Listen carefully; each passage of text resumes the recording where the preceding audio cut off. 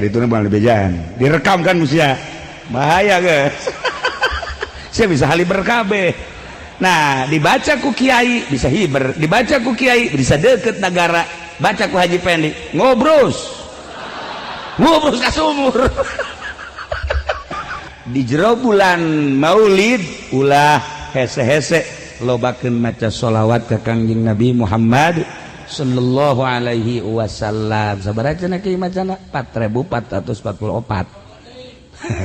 Lamun lobatin 444 opat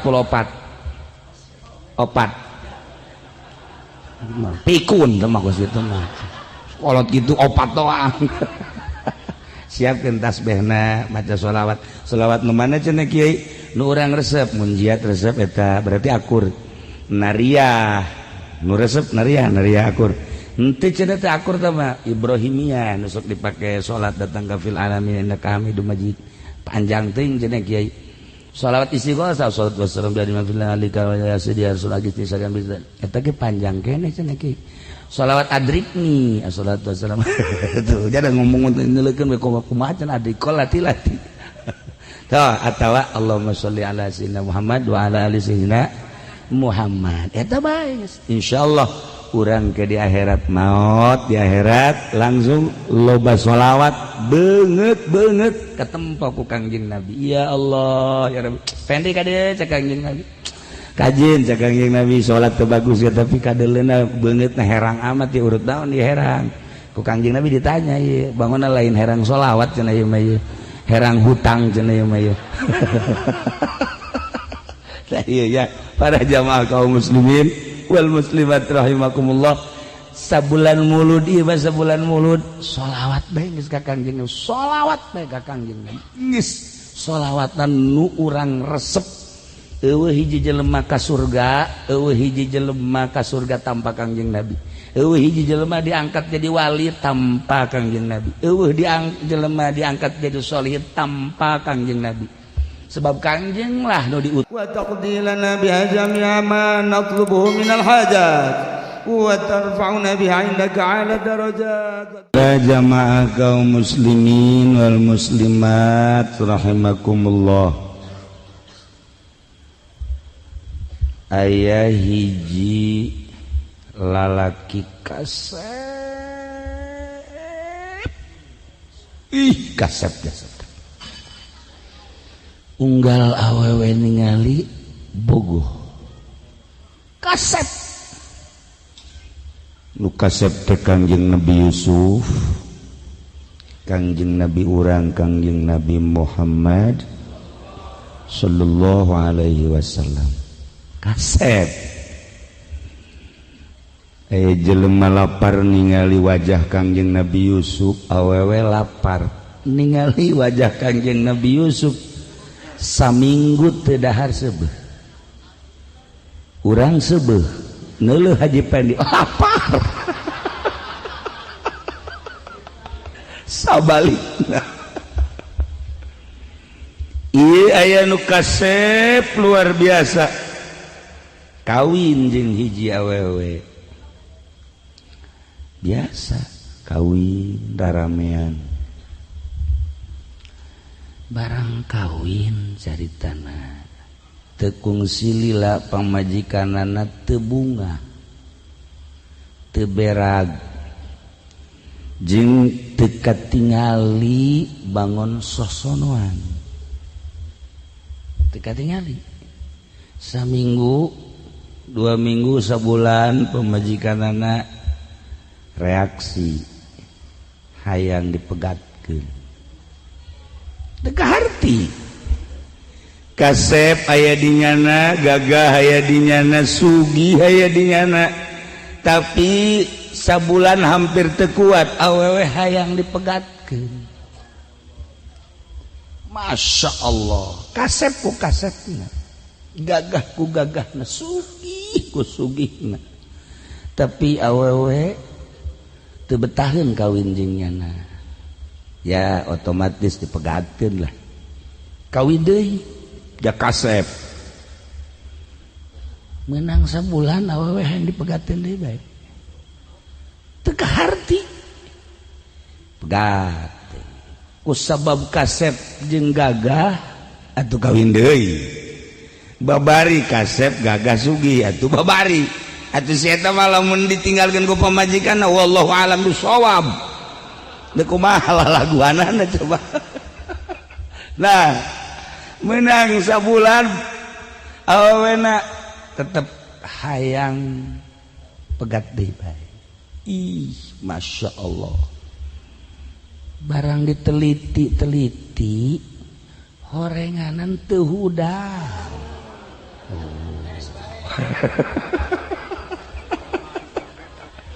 teu hudang disebutna impoten. Nah jadi lamun aya lalaki impoten teh paling nyana bisa sasare-sarena bae eueuh rasa eueuh ngeunah eueuh nikmat eta lah impoten. Cek Kangjeng Nabi impoten bobogaan mah gampang tapi nu paling parah impoten iman. Lamun iman impoten ieu moal bisa nganterkeun urang kana kebahagiaan dunia jeung akhirat. Urang teh dibabawa teh kuari ku iman. Urang bisa diuk di dieu babarengan ieu teh dianterkeun ku iman. Urang berangkat ke masjid dianterkeun ku iman. Ketika aya tontonan urang dijagaan kan ku iman. Diputat diketos lamun aya orkes moal aya nonton moal sebab iman ngajagaan tiluk aya nonton di ketos mah pan sareus ya teu aya orkes emang urang di nonton teh berarti impoten imanna impoten eta nu geus kitu ngaranna tah nah diketos bahkan tilok aya nu ngridit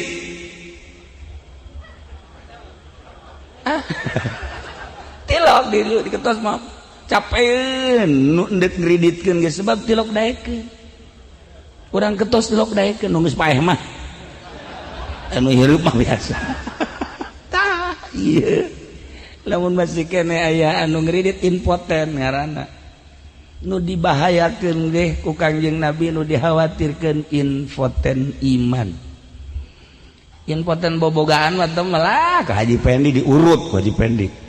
Deh. Atuh pokona mah asal datang ka Haji Pendi selesai. Urut sekali teu hudang, dua kali teu hudang, tilu kali dipotong ku nya. Nah, impoten iman nu bahaya ge. Ya teu bisa nganterkeun urang kana kanikmatan dunia jeung akhirat. Mentak Kangjeng Nabi lahir ke alam dunia dek ngabener-benerkeun nu impoten. Wasammihi iza wada'tihi Muhammadan li annahu satuhmadu uqbah. Ngaranan ku anjeun wahai Aminah orok anjeun anak anjeun iza wada'tihi di mana anjeun ngalahirkeun ngaranan Muhammad masyaallah karim satuh madu uqbah bakal terpuji gerage mantek di ngaranan lah Muhammad diketos lamun aya nu lahir ngaranna lain Muhammad diketos lamun lahirna bulan Februari Febri lamun awewe lahirna Oktober Octavia Kolopeking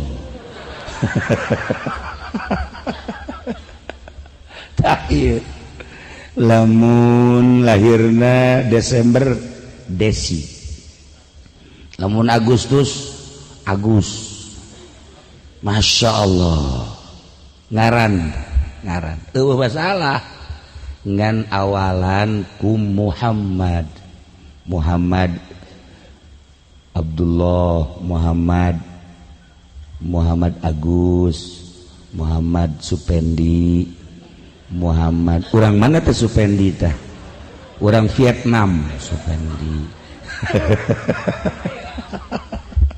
Nah, pakaian Muhammad pang bagus-bagus ngaran Allah, make Abdullah, Rahman Abdurrahman, Rahim Abdurrahim, Khalik Abdul Khalik. Teh bisa mun Pendi mah Abdul Pendi teu bisa. Jurusan. Nah, make Abdu. Lamun ngaran Allah make Abdu atawa di awalan ku Muhammad ke di akhiratna pangheulana dipanggil. Pangheulana dipanggil. Aya babin saurang sakarang ngaranna Pak Wigi urut di Sukamantri nya. Urang tendenan Muhammad Wigi. Muhammad Wigi. Berarti Jawanya Wigo kudunanya. Wigo. Tapi ti dituna Wigi nya. Panggil ke di akhirat ti heula. Lamun Wigi doang angel nya mangkana geus panas pan polisi teh aduh. Wah, ujianna digarang di akhiratna kieu. Panas nya tah. Tapi lamun make Muhammad ti heula Pak Wigi. Muhammad Wigi maju ti heula. Maksudna mun ka sorga ti heula, ka neraka ti heula. Oh masalah. Daripada nungguan kebal. Nah, sarua Pendi ge. Muhammad Pendi maju. Kira-kira kula bae kira-kira ye cek masyarakat nyana bakalna ka sorga apa ka neraka he coba. Pantesna heulana nih mah. Pantesna sepakat teh mah. Neraka nih.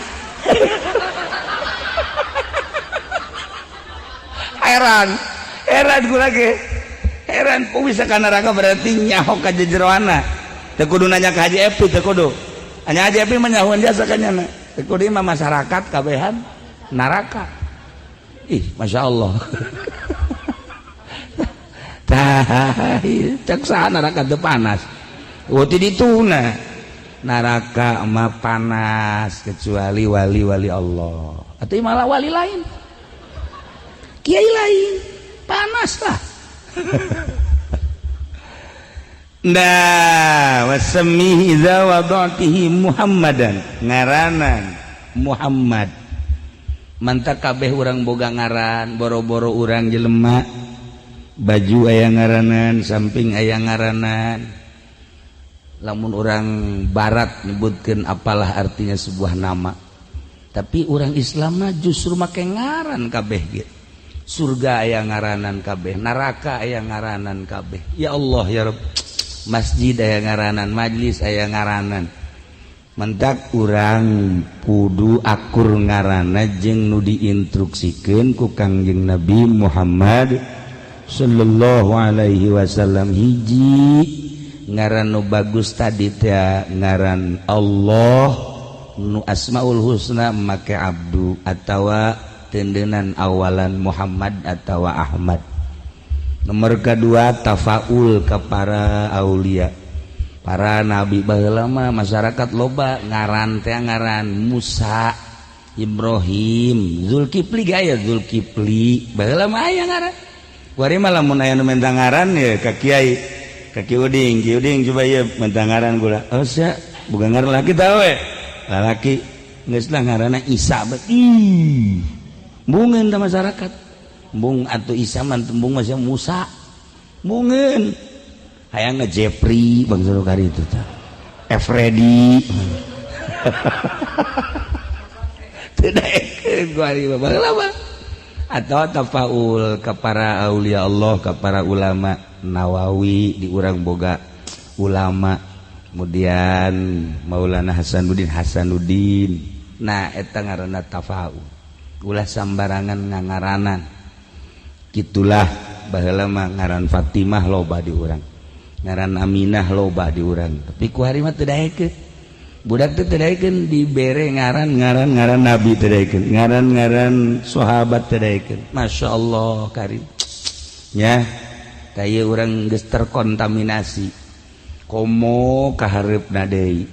urang kuari bae di zaman ayeuna geus lain rarasaan ayeuna nu baheula diketos suci murni bersih putat kitu keneh maksudna teu kacampuran ku bangsa orang-orang asing atuh ayeuna sinjel gir orang asing atuh ayeuna pergaulan dan lain-lain sebagainya encan kahareup ki uding onam nyana geus ngaku sorangan moal kebal deui cek nyana ieu moal kebal deui ye cek kitu lain rarasaan meureun atuh lain rarasaan nya pamajikanna geus teu bogoh ka nyana nyana geus teu bogoh ka pamajikanna cak nyana jadi bogona kanu ngora nyana ge kapan nya pamajikan resep tapi neuleuh si embar resep keneh nyana tah balikan deui urang teh ya kuari boga kangjeng turun ke alam dunia nggak bener-bener kenu infoten iman urang ulah infoten kumaha infoten iman masa kumaha tadi sanajan gelis tak pamajikan tetep teu ditoel-toel aja sanajan deket ke masjid iman infoten teu daekeun ka masjid sanajan majelis taklim ngejegir di sisi mata iman infoten madaekeun nya bakal majelis madaekeun Haji Pendi doang anu sering ke masjid mah Haji Pendi mah Masya Allah masjid pondok pokoknya terus-terusan di deulean bae mana kipas cokot kujana sering ke masjid tapi kos gitulah laguanana kukula ge ditegur sebab teguran masyarakat kieu cenah sok hajeng Haji Pendi mah mun eta coba panganasehatankeun emang kunaon atuh kipas 3 eueuh kabeh ya Allah akhirnya kula ya kula nanya Haji emang bener kipas dicokot bener kunaon tuh dahar dihadet emang rusak ceknya tapi kan teu dibalikeun deui datang ka kuari nah ieu impoten ieu nu kitu garana impoten iman ieu kakarak bab syariat urang lamun di syariat infoten iman Masya Allah permaksiatan moal kajaga lantaran infoten imanna duit bank terus bae kreditan terus bae aya awewe lain muhrim terus bae infoten ngaranna judi terus bae Masya Allah kula sedih sabenerna mah kumaha sedihna unggal-unggal nu leungit motor lumpatna ka ketos ketos mana ketos mana kan di hikmat aya ilmu lompat nak ke mana ketos deh tatangga Haji Epi kajen kumaha ge ketos tah ieu ketos sarang pemalingan makana polisi bodoh sebenarnya mah tuh bener lompat nak ka ketos dilok beunang bae apa kerja sama apa naon sih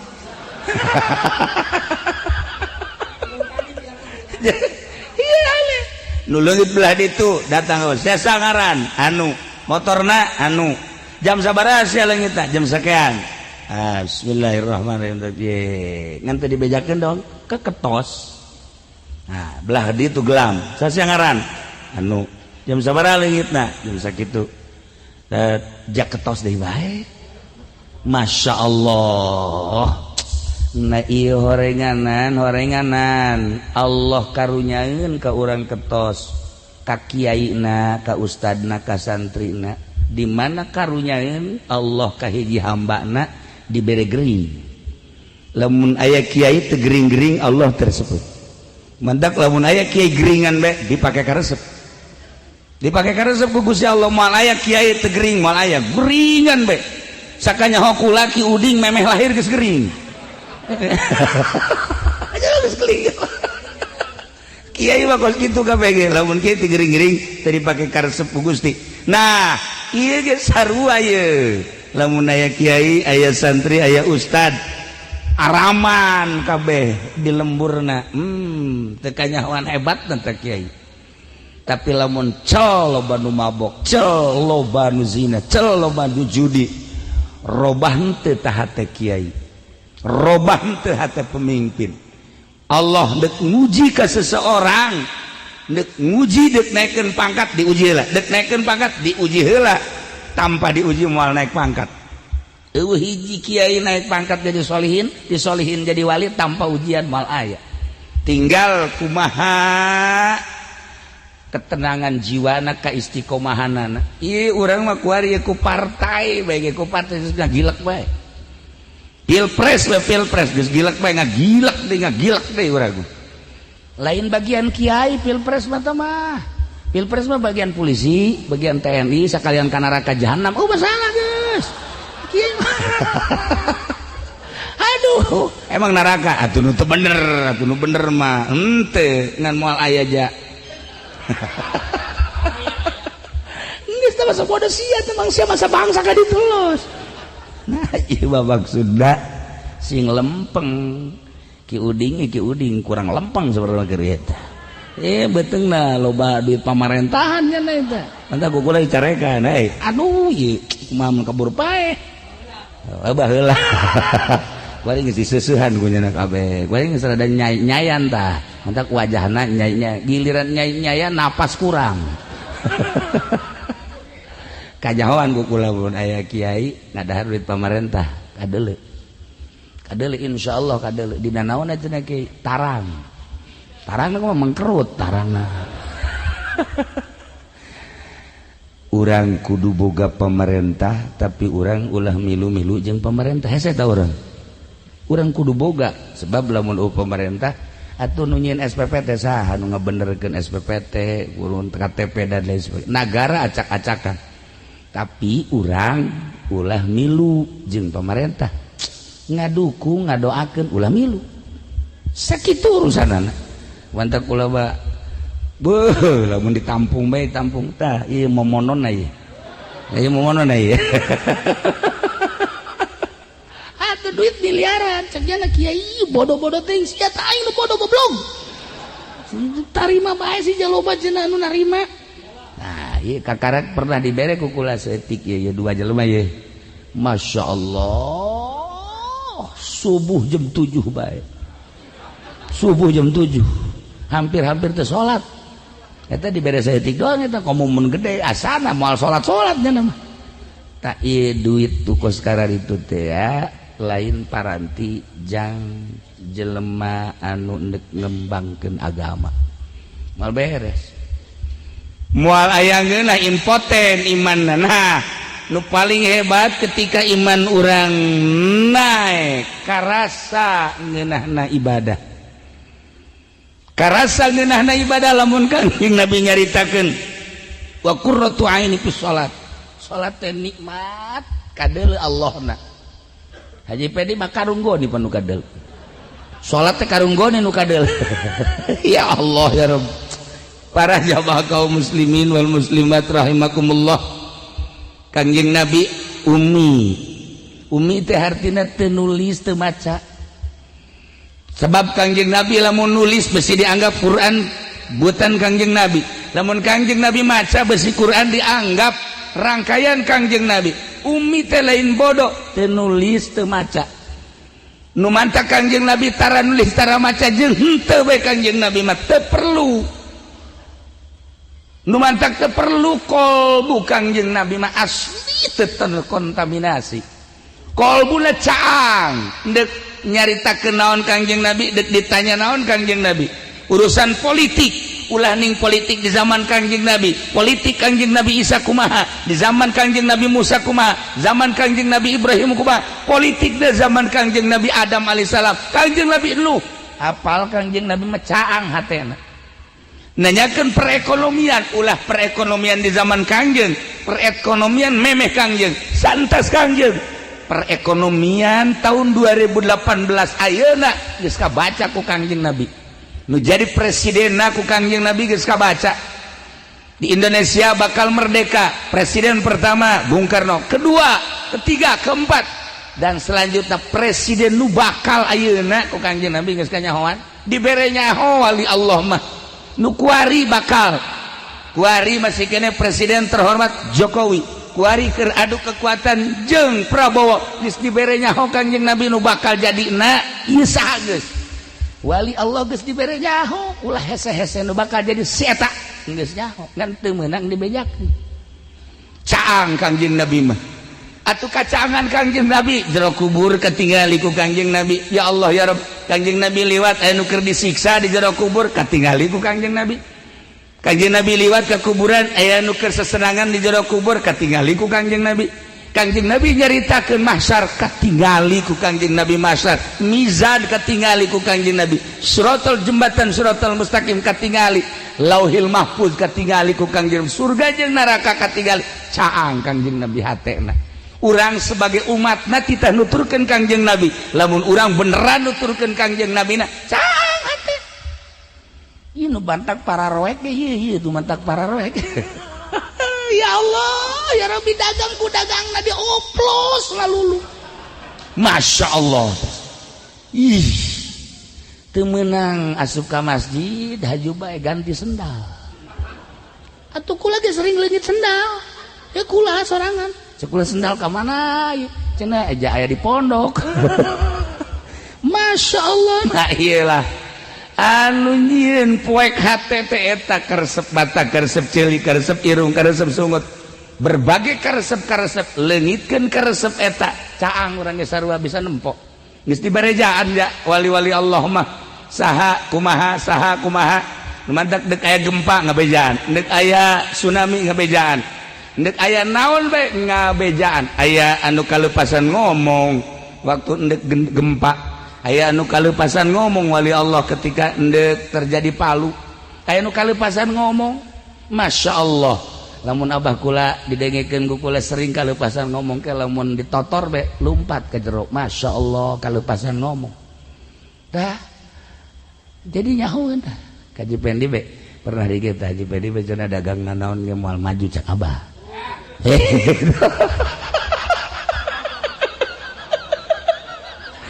Sugi-sugi tiba-tiba omongan abah kanyataan imah sapotong imah atuh batur dagang teh kan meuli mobil meuli tanah nyeun imah kawin deui eta ngaranna maju kan ieu mah kan dagang teh sawah itu dijual mobil dijual imah beak sapotong deuk ku baju bayu bae teh bener tah abah barang bah emang bener ih aju ka jero tah abah datang ka kuari bener nyana mah ngakuna kula cenah akrab jeung abah di mana?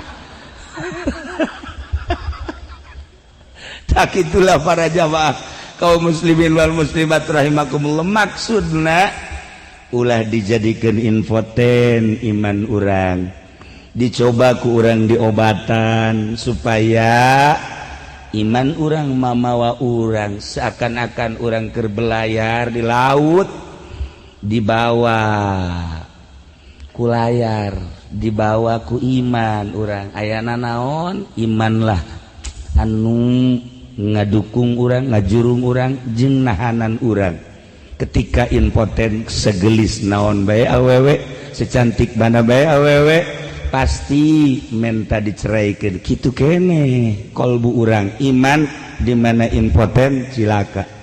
Para jamaah kaum muslimin wal muslimat rahimakumullah nomor kahiji walimatu tasmiyah ngaranan anak make ngaran anu bagus lantaran Kanjeng Nabi geus caritakeun sakumaha tadi. Nomor kedua urang kuari maulidan maksud maulidan teh coba urang nempo sepak terjang Kanjeng Nabi kacekasan Kanjeng Nabi kolbuna ya Allah ya Rabbi ulah hese-hese Kanjeng Nabi mah begitu mantas perang cara rape kabeh katingali ku Jabir bin Abdillah be Kangjeng Nabi karunya amat mana kesangan mana capek akhirna bebeja ka pamajikanna neng geulis ka pamajikan aya naon Kak Kangjeng Nabi bangunna capeun pisan kumaha lamun masak jang Kangjeng Nabi 5-aneun atau 10-aneun boga naon aya ceknya gandrung mah geus urang jieun mangga ke kakak yeuh cak Jabir teh mencit embe aya anak embe mah geus dipencit kunyana anak embek nak dipasak gandrung nak dipasak ngan saleter gandrung nage dipasak harewos bae Kangjeng Nabi na harewos cak pamajikanna di harewos Tuhan Rasul pamajikan kula keur masak ulah lobaan-lobaan 10-an bel 5 sampai 10 ngan saleter masakna oh insyaallah cak Kangjeng Nabi gara pasak bae langsung udang Kangjeng Nabi wahai para sahabat pamajikan Jabir bin Abdillah keur masak jang urang hayu urang kadari itu kabehan makaning kabehna aya 700 wakilas ribu. Jabir gegeran bae balik ka imah langsung ngonci lawang di kamar kieu bae cak pamajikan kunaon ka aduh ieu Kanjeng Nabi cenah bebeja kabeh atuh tadi diharewos ieu geus kaharewos tapi jala datang-datang ngomong bae titah kabehan wah ieu mah kiamat sugro cek gini. Aduh, pamajikan geus kieu bae. Masyaallah nyalahkeun ka salaki emang pamajikan mah kitu bae. Nah naon ge nyalahkeun ka salaki bedarder eta di mah. Tadi ge sarewos. Ci cek Jabir enggeus. Atuh pan 1000 emang lu kumaha ngagotong imah. Ulah kitu. Ribut pamajikan jeung salaki. Eta ya ti dituna berarti eta. Namun salaki ribut jeung pamajikan ulah kaget.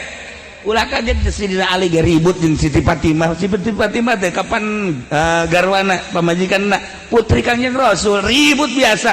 Ngan Sidina Ali mah lamun ribut bae ka masjid ngagolel. Aman kan. Asal ribut ka masjid ngagolel. Mantak besi diketos di dieu. Aya nu sok sering di masjid. Nah, eta. Lah iya. Akhirnya Kanjeng Nabi datang kabeh 1000 jelema ka dina ka imah Jabir bin Abdullah. Jabir geus di kamar kieu bae. Kumaha lalakona, ieu cenah kumaha lalakona, ieu asana beak jeung kastrol-kastrolna ceukeuh. Ya Allah, Kanjeng Nabi datang ka dinya mana? Ulah waka dikaluarkeun, ulah waka diturunkeun ke kukula ceuk Kanjeng Nabi. Cek pamajikan Jabir ta ieu. Ke kukula ceuk Kanjeng Nabi. Beres ditinggali ku Kanjeng Nabi langsung diangkat antri sahabat antri kabeh siapkeun wadah saurang-saurang ka dia maju saurang-saurang siblek tak maju siblek plek maju eta pamajikan Jabir kieu bae antu beak-beaknya kitu beak-beak teu beak-beak teu saep-saep cek Jabir masyaallah terus bae 1000 jelema beres kabeh dahar sebeuh kabeh ieu dibikeun ka pamajikan Jabir masih kene utuh tercoceng setik-etik aja masyaallah lamun Haji Pedi bisa kos kitu nyieun warteg cenah geus ya Allah ya Rabb saang hatena ulah Kanjeng Nabi heulanan cerita Ki Hairun beki Hairun kula anak abah kula Abah Haji Damyati Abah Haji Manri putra bapana Romli putra Ki Hairun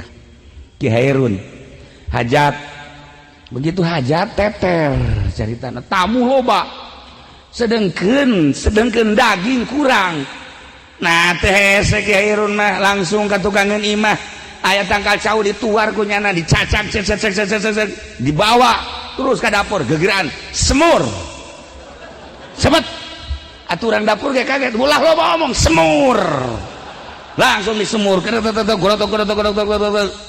le tutupan ngan ke nu mawana kula cek Herun geus beres tah asak langsung dibawa jadi daging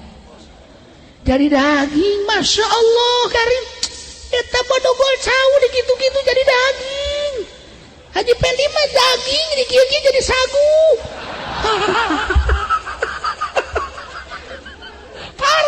parah ya nah iyalah lamun caang hatena iya Allah ya Rabb ulah Kangjeng Nabi ulah Tuan Syekh Abdul Qadir ulah cara wali-wali Allah nu sejen kula jeung abah caritana ka mana ngaranna ka Banjar heran berangkat jam 7 saat eta can aya tol masa sih datang ke Banjar jam setengah 10 8 9 setengah 10 2 jam setengah ke Banjar teu kaharti 2 jam setengah can aya tol teu kaharti kajian kumaha ge kula digerokeun geus aya abah cenah kula tas ngaji ya Allah diperkirakeun zuhur kunaon jam sakitu geus aya bener bae masyaallah geus teu ngomong teu naon heran berangkat jam 7 harita ngaran supirna Sumantri naik mobilna mobil sedan beureum geus langsung dirinya ka Jogja berangkat ke Jogja tadina deuk bada zuhur ngan dahar heula tos dahar langsung berangkat ke Jogja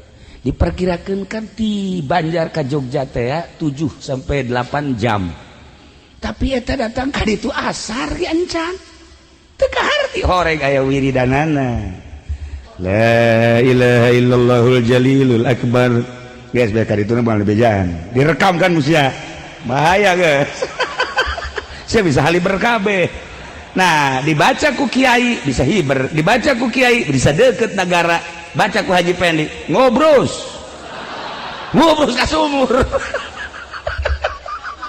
orang kumaha nu macana ya Allah ya Rabb nah iyalah orang mau nyaritakeun Kangjeng Nabi pohara atuh pasti nyaritakeun para sahabat pohara pasti nyaritakeun para tabiin hebat atuh pasti nyaritakeun para aulia Allah baheula hebat pasti nu belah dieu atuh Buyut Mansur bisa ngobrol jeung mau Buyut Mansur bisa ngobrol jeung mau ulah Kangjeng Nabi geus mukjizat tah mah tah ieu Buyut Mansur di Mekah dekat Banten turun jalan sumur Zam-Zam set langsung di batu Quran ini kumaha coba Haji Pendi pernah nurutan kayak dekat Banten cekena jalan sumur bres di Banten eueuh dirinya teu muncul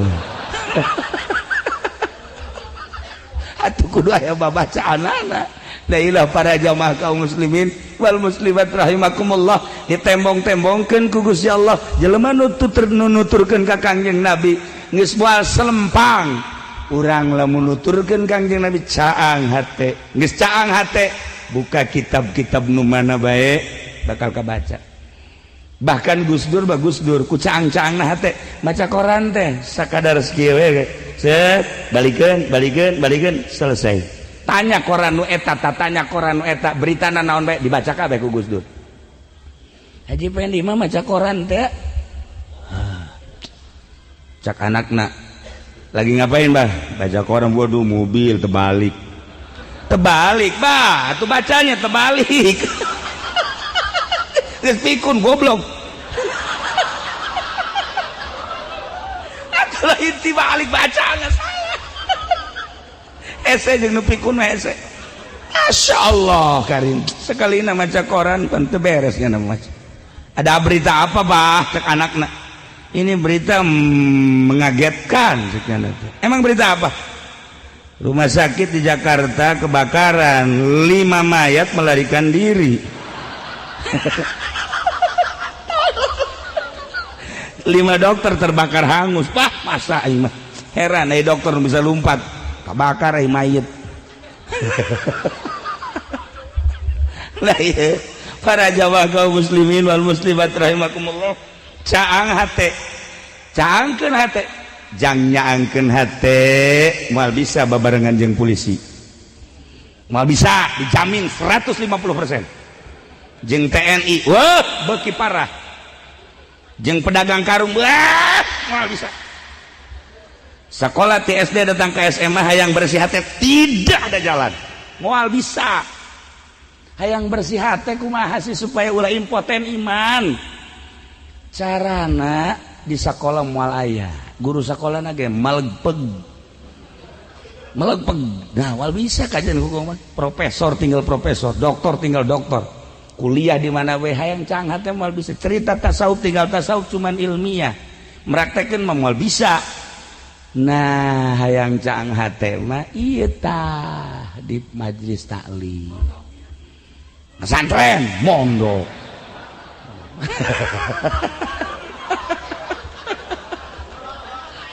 pesantren caang hati Masya Allah nu mantak beda jelema nu pesantren jeung anu teu pesantren lain deui nu pesantren mah nu pesantren geus aya ilmuwan wajin babarag-bagan ka mamana ya cara Ki Uding teh balik pesantren teh emang hajunyeun pondok henteu dagang heula nya Jakartaan eta nya tapi teu maju-maju dagangna hutang ambalaya gas cek nya aing bagian meureun dagang mah bisnis lain boga mobil ngajual mobil bagian cek nya kakarak nyeun pondok nah ilmu lain deui Allah supaya bisa teteg ibadah dagang teu dimajukeun ku Gusti Allah kitu keneh bisnis teu dimajukeun lain eta nu pas mah magahan ngaji sebab geus katitipan ngaji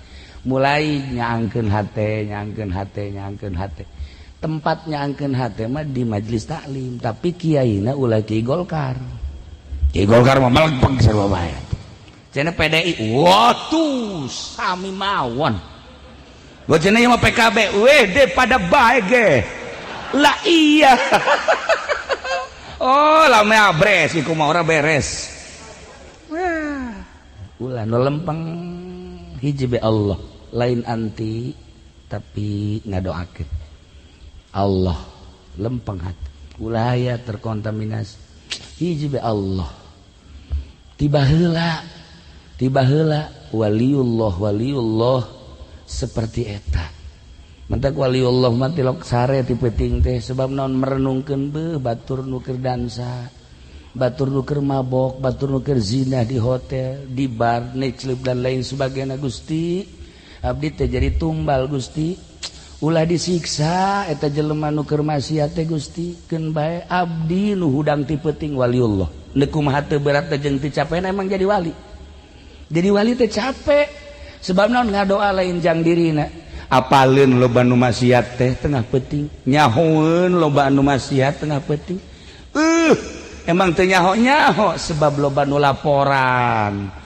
asa teu kudu dibejakeun tapi ngadoa ka Gusti Allah ulah disiksa Gusti nu maksiat teh ulah disiksa Gusti cukup abdi anu mentang mata tengah peuting tadarru ka Gusti seperti eta waliullah ngalengis batin urang lamun nyaritakeun wali kunaon eta bersih hate mentak waliullah hayang 100 tahun bae Gusti abdi teh hirup endek naon maneh abdi mah endek cicing di tempat-tempat jelema anu marasiat saat-saat batur poho ka Allah jutaan manusia poho ka Allah abdi nu inget ka Gusti hiji we abdi Gusti tingali abdi tah kitulah para aulia Allah cacak-cacak ayeuna di Jakarta mun eueuh nu kitu Banten mun eueuh nu kitu Indonesia mun eueuh nu kitu wallahu a'lam geus dipepelingan ku ayat teu paham teu ngarti dipepelingan ku hadis kitu keneh dipepelingan ku berbagai mauizah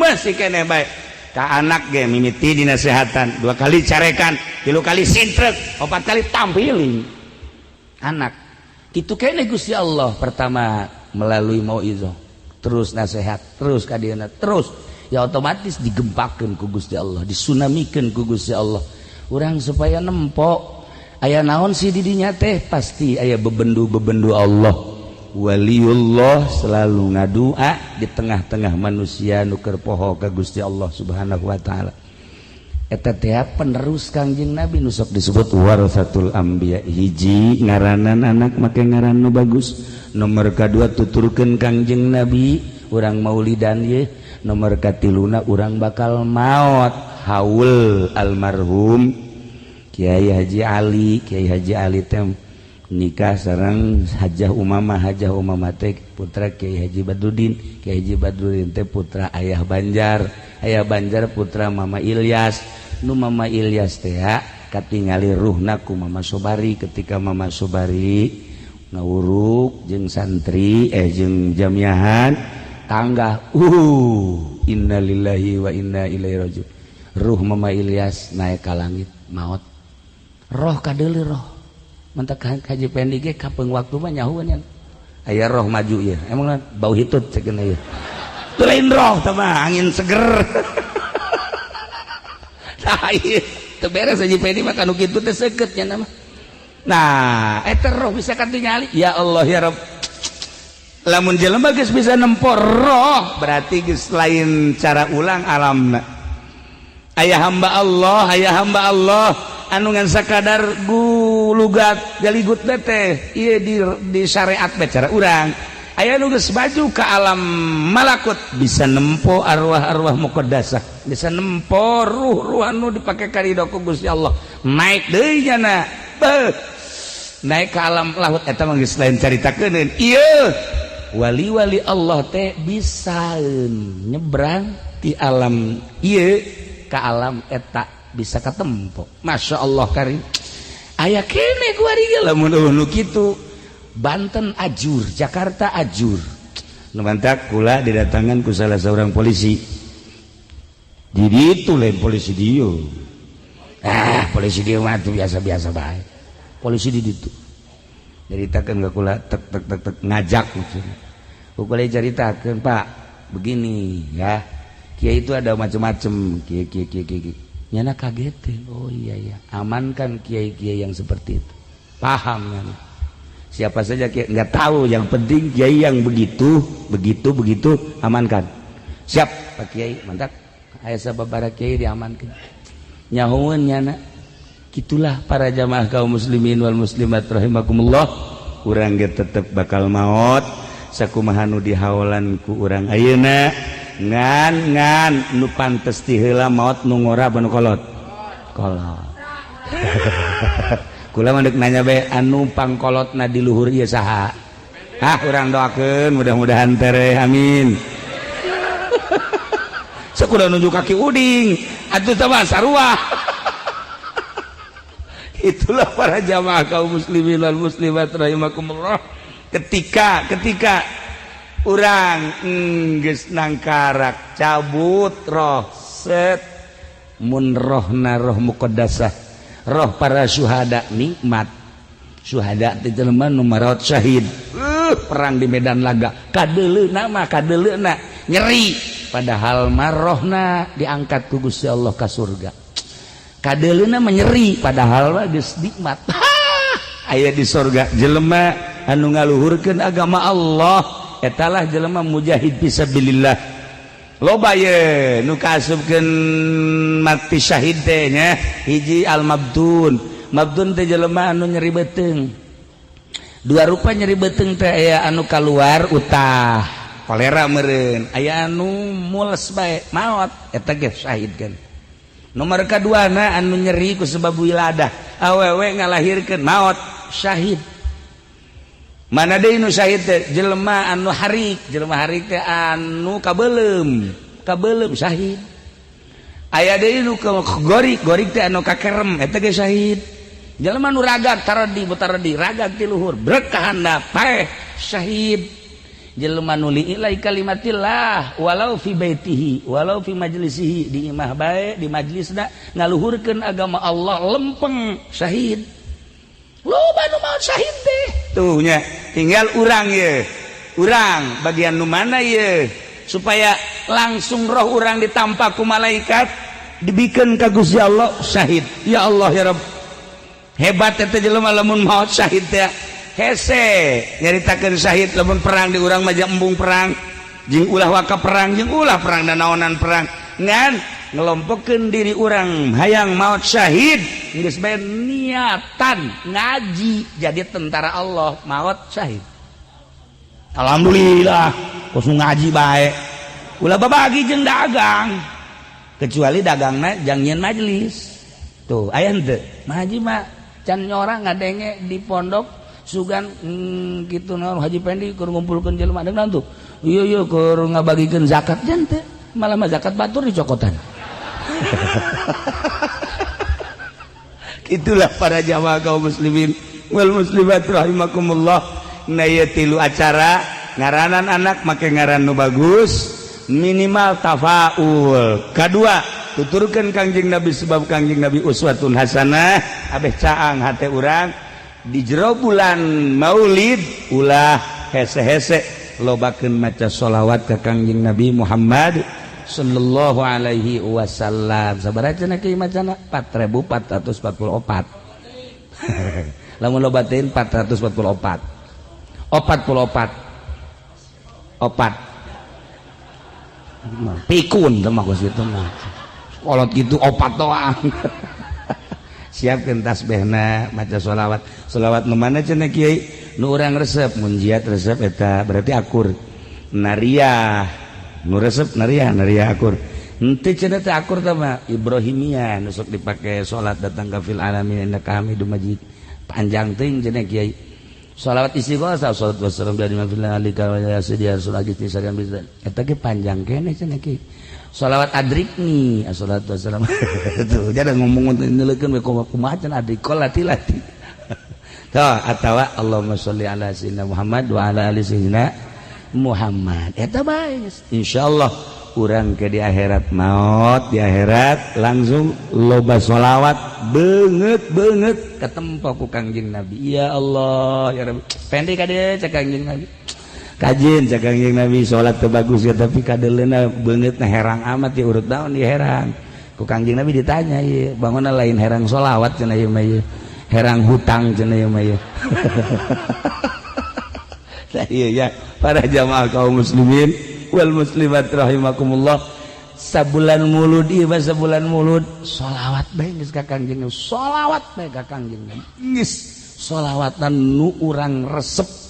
Eueuh hiji jelema ka surga, eueuh hiji jelema ka surga tanpa Kangjeng Nabi, eueuh hiji jelema diangkat jadi wali tanpa Kangjeng Nabi, eueuh jelema diangkat jadi sholihid tanpa Kangjeng Nabi. Sebab Kangjeng lah nu diutus ku Gusti Allah, urang nyaho salat ti Kangjeng, nyaho puasa ti Kangjeng, nyaho zakat ti Kangjeng, nyaho bener ti Kangjeng, nyaho salah ti Kangjeng, nyaho sagala rupa ti Kangjeng. Waktu sangat wajar urang ngayakeun maulidan, dibidahkeun ku Muhammadiyah pek jang Muhammadiyah, dibidahkeun ku Persib heug jang Persib.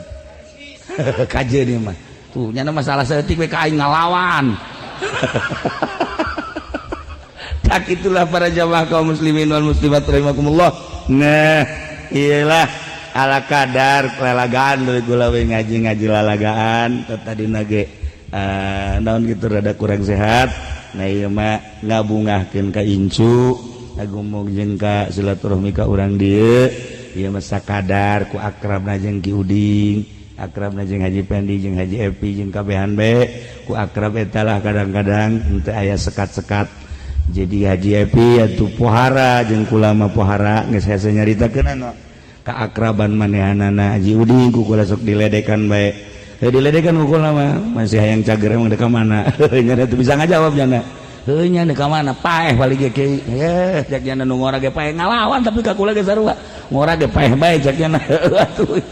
Nah iyalah ala kadar jang itibar hate malam ieu urang ulah jadi manusia infoten iman. Kira-kira ketika teresep jeung teu betah jeung teu ngeunah ibadah berarti iman urang infoten. Disadiakeun pondok pesantren diputat diketos di berbagai-bagai daerah jeung kampung mana nu ngepas jeung urang supaya iman urang bisa mawa urang ke arah nu bener. Sebab urang bakal maut, ketika maut dunia kabeh ditinggalkeun, segala rupa ditinggalkeun, nu milu ka jero adalah amal perbuatan bagus kanyahoan bagusna jore karasa jorena. Wa may ya'mal mithqala dzarratin khairan yara wa may ya'mal mithqala dzarratin syarran yara. Oh sabaraha lain di dunia lain di akhirat bae teh kos kitu di dunia. Urang amal bagus bakal kapanggih di dunia kene. Amal goreng di dunia kapanggih di dunia kene. Dongengnya ramai sebenarnya tekarak inget tangan kulantaran jam 12 kairadenya dongeng eta pohara loba jelema nu karasa keneh di duniana sebab dimimitian ku Kangjeng heula ieu dimimitian ku Kangjeng. Urang loba ya dongeng-dongeng wali-wali kiai-kiai jeung pedagang-pedagang gara-gara ngalakukeun salah Kangjeng Nabi satu ketika ngome cincin muterkeun cincin kieu doang dikutuk ku Gusti Allah. Muhammad emang kaulah ngadamel anjeun teh jang heureuy make jeung sempet-sempet ngobek cincin sagala urusan umat. Kangjeng Nabi kutuk ku sebab kutukan eta terjadilah sesuatu terhadap Kangjeng bae ge panjang ta dongeng nangan engke deui 12 masalahna. Kangjeng bae ge ditegur ku Gusti Allah gara-gara sakitu